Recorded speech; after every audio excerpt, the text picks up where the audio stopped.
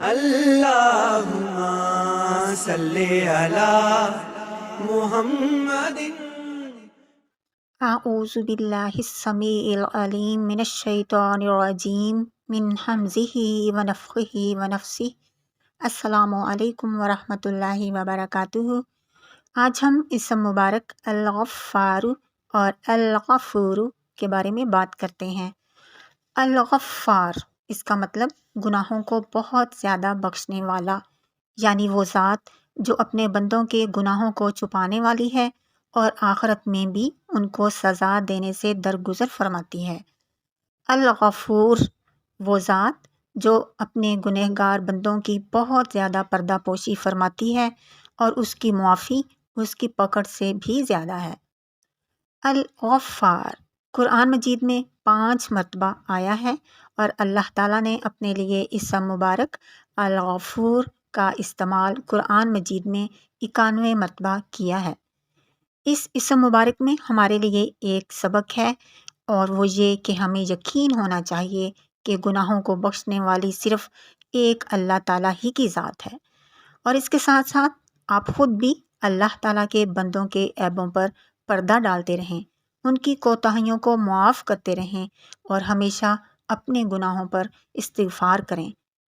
قرآن مجید میں سورۃ النساء آیت نمبر 110 میں اللہ تعالیٰ فرماتے ہیں، اور جو شخص کوئی برائی کرے یا اپنی جان پر ظلم کرے پھر وہ اللہ تعالیٰ سے استغفار کرے تو وہ اللہ تعالیٰ کو بخشنے والا، مہربانی کرنے والا پائے گا۔ یعنی ایک شخص جس نے اپنی ساری زندگی گمراہی میں گزار دی، اپنی جوانی کو باطل چیزوں میں ضائع کر دیا، لیکن پھر اسے موت سے پہلے اپنے کیے پر شرمندگی ہوئی، تب بھی اللہ تعالیٰ کی طرف سے اسے ان گناہوں کی معافی مل سکتی ہے۔ شرط یہ ہے کہ سچے دل سے توبہ کی جائے۔ اسی طرح جب کوئی انسان کثرت سے استغفار کرتا ہے تو اللہ تعالیٰ اس کو ہر غم سے نجات دے دیتے ہیں۔ غم سے نجات کا ایک واقعہ آپ کو سناتے ہیں۔ نبی کریم صلی اللہ علیہ وآلہ وسلم کے پاس ایک صحابی اور ان کی بیوی، وہ دونوں آئے۔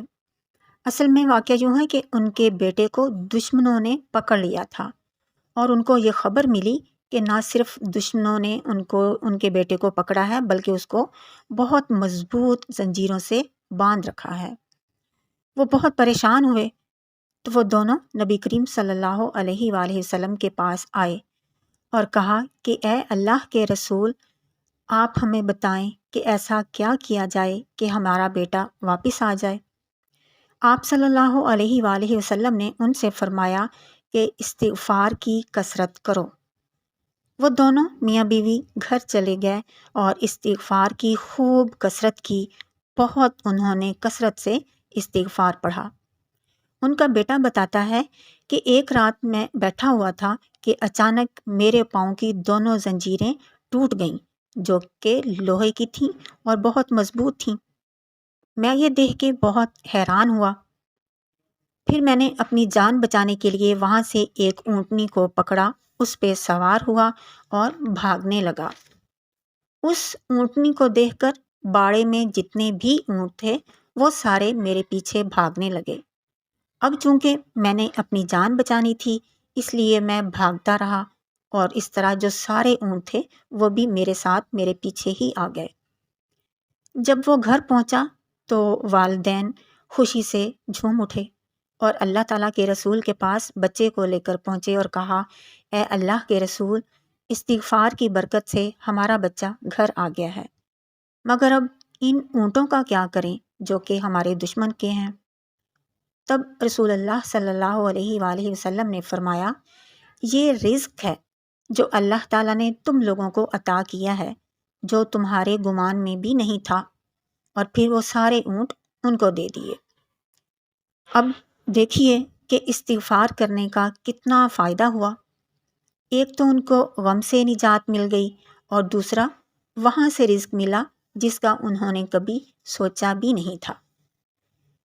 جب کوئی بندہ گڑ گڑا کر معافی مانگتا ہے اللہ تعالیٰ سے کہ اے اللہ تعالیٰ، مجھ سے بہت گناہ ہو گئے ہیں، مجھے معاف کر دیجئے، قیامت کے دن میں آپ کو کیا منہ دکھاؤں گا، تو اس کا یہ گڑ گڑانا، اس کا رونا اللہ تعالیٰ کو بہت پسند ہے۔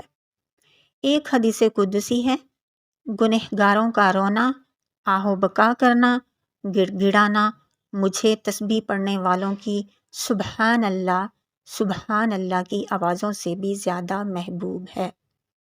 اور پھر اہل جنت کی بھی ایک صفت یہی ہے کہ وہ تنہائی میں اپنے گناہوں کو یاد کر کے روتے ہیں، اللہ تعالیٰ سے معافی مانگتے ہیں۔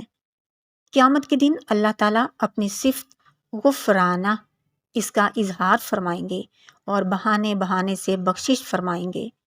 قیامت کے دن اللہ تعالیٰ کی رحمتوں کا اتنا ظہور ہوگا کہ اس دن شیطان کو بھی امید لگ جائے گی کہ شاید آج میری غلطیوں کو بھی معاف کر دیا جائے۔ قرآن مجید میں سورۃ نوح میں ہے، آیت نمبر 10 اور 11 میں، اے میری قوم اپنے رب سے گناہوں پر استغفار کرو، بے شک تمہارا رب ضرور معاف کر دے گا اور آسمان سے موسلا دھار بارشیں برسائے گا اور اضافہ کرے گا تمہارے مال میں، تمہارے لڑکوں میں۔ اس آیت سے کچھ پتہ چلا آپ کو؟ اس آیت سے ہمیں یہ پتہ چلتا ہے کہ انسان کو سب سے زیادہ دو چیزوں کی خواہش ہوتی ہے، ایک مال کی اور ایک اولاد کی، خصوصاً بیٹوں کی۔ تو اگر اولاد نہیں ہے تو کثرت سے استغفار کریں، مال میں کمی ہے تو بھی ہر وقت استغفار کرتے رہا کریں، بارشیں نہیں ہو رہی تو استغفار کا کثرت سے اہتمام کریں۔ حضور نبی کریم صلی اللہ علیہ وآلہ وسلم نے فرمایا کہ میرے دل پر میل آ جاتا ہے اور بلا شبہ میں اللہ تعالیٰ سے روزانہ 100 مرتبہ استغفار کرتا ہوں۔ اسی طرح جب حضرت ابوبکر صدیق رضی اللہ تعالیٰ عنہ نے نماز جیسی عبادت مکمل کرنے کے بعد کوئی دعا مانگنے کے لیے نبی کریم صلی اللہ علیہ وآلہ وسلم سے پوچھا کہ میں کون سی دعا مانگا کروں، تو آپ نے فرمایا یہ پڑھا کرو، ربی انی ظلمت نفسی فاغفر لی، اے رب میں نے اپنے نفس پر ظلم کیا تو آپ میری مغفرت فرما دیں۔ حقیقت یہ ہے کہ اللہ رب العزت کی بارگاہ عالی بہت بلند ہے، اس کے شایان شان کسی سے عبادت ہو ہی نہیں سکتی، اور عبادت میں جو کوتاہی ہو جائے استغفار سے اس کی تلافی ہو سکتی ہے۔ گناہ ہو جانے پر تو سبھی استغفار کرتے ہیں، لیکن اللہ تعالیٰ کے خاص بندوں کی یہ ایک خاص صفت ہے کہ وہ نیکی کرنے کے بعد بھی ہمیشہ استغفار کرتے رہتے ہیں۔ ابن ماجہ کی ایک حدیث ہے، حضرت ابن عباس رضی اللہ تعالیٰ عنہ فرماتے ہیں نبی کریم صلی اللہ علیہ وآلہ وسلم نے فرمایا جو شخص استغفار میں لگا رہتا ہے اللہ تعالیٰ اس کے لیے ہر مشکل سے نکلنے کا راستہ پیدا فرما دیتے ہیں، ہر تنگی میں اس کو کشادگی فرماتے ہیں اور ایسی جگہ سے اس کو رزق عطا فرماتے ہیں کہ جہاں سے اس کو گمان بھی نہیں ہوتا۔ لہٰذا استغفار کو ہر وقت اپنی زبان پر رکھنے کا معمول ہمیں بنا لینا چاہیے۔ جس طرح ہم سے گناہ بے حساب ہوتے ہیں، اسی طرح استغفار بھی بے حد و حساب کرتے رہنا چاہیے۔ چاہے تو بڑی دعا کے ذریعے استغفار کریں اور چاہے چھوٹی دعا کے ساتھ، جیسے استغفر اللہ ربی من کل ذنب و اتوب الیہ، یا پھر استغفر اللہ و اتوب الیہ، اور یا پھر استغفر اللہ الذی لا الہ الا هو الحی القیوم و اتوب الیہ، یا پھر اکیلا استغفر اللہ یہ بھی پڑھ سکتے ہیں۔ صحیح بخاری کی حدیث ہے، اس دعا کو سید الاستغفار فرمایا گیا ہے۔ جس شخص نے صبح مکمل یقین کے ساتھ یہ دعا پڑھی اور وہ اسی دن مر گیا تو وہ اہل جنت میں سے ہوگا، اور جس نے شام کو مکمل یقین کے ساتھ یہ دعا پڑھی اور وہ اسی رات مر گیا تو وہ اہل جنت سے ہوگا انشاءاللہ تعالی۔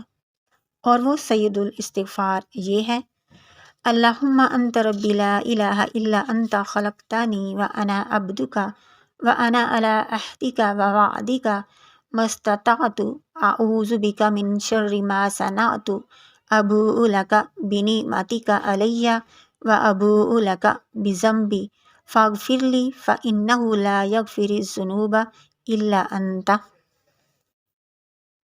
یہ سب سے افضل استغفار ہے۔ صبح و شام اس کو مانگنے کا کثرت سے اہتمام کرنا چاہیے۔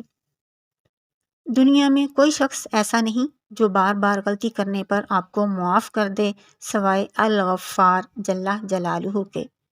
اس لیے ہمیں ہر وقت استغفار کرتے رہنا چاہیے۔ دن میں کم از کم 70 بار تو ضرور استغفار کرنے کی عادت ہمیں بنانی چاہیے۔ اس الغفار جل جلالہ کی رحمت و مغفرت کی کیا شان ہے کہ وہ بہانے بہانے سے بخشش فرماتا ہے۔ اس لیے ہمیں اللہ تعالیٰ کی شان غفاریت کی قدر کرنی چاہیے، اور کوئی بھی نیک عمل خواہ چھوٹا ہو یا بڑا اس کو نہیں چھوڑنا چاہیے۔ کیا پتہ کون سے عمل پر اللہ رب العزت کی جانب سے ہمارے لیے مغفرت کا فیصلہ ہو جائے۔ سبحان ربک رب العزت عما یصفون وسلام علی المرسلین الحمد للہ رب العالمین۔ السلام علیکم ورحمۃ اللہ وبرکاتہ۔